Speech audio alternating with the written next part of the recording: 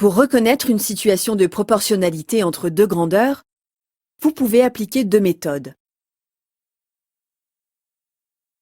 Soit vous utilisez un tableau dans lequel sont consignées toutes les valeurs, soit vous utilisez un graphique qui indique les variations d'une grandeur en fonction de l'autre. Considérons le problème suivant. Ali et Sophie, fans de cinéma, habitent à Paris et doivent se rendre à Marseille pour assister à un festival.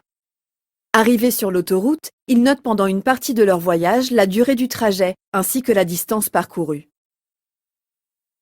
Voici le tableau dans lequel ils ont consigné toutes leurs mesures. Seconde méthode.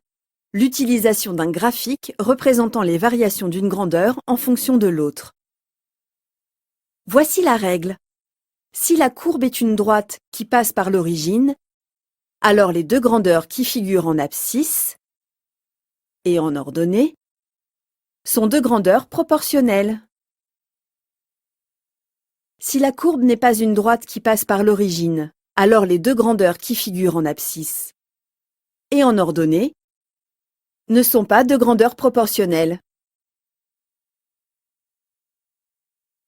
Appliquez cette règle à notre exercice. Sur l'axe des abscisses, l'axe horizontal, vous avez placé la durée du trajet, exprimée en minutes. Sur l'axe des ordonnées, l'axe vertical, vous avez placé la distance parcourue, exprimée en kilomètres.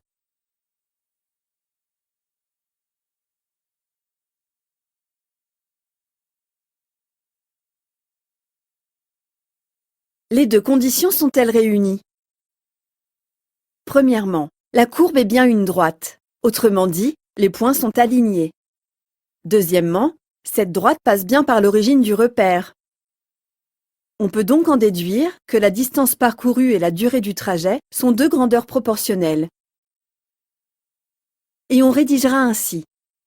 La courbe est une droite qui passe par l'origine, donc la distance parcourue et la durée du trajet sont deux grandeurs proportionnelles.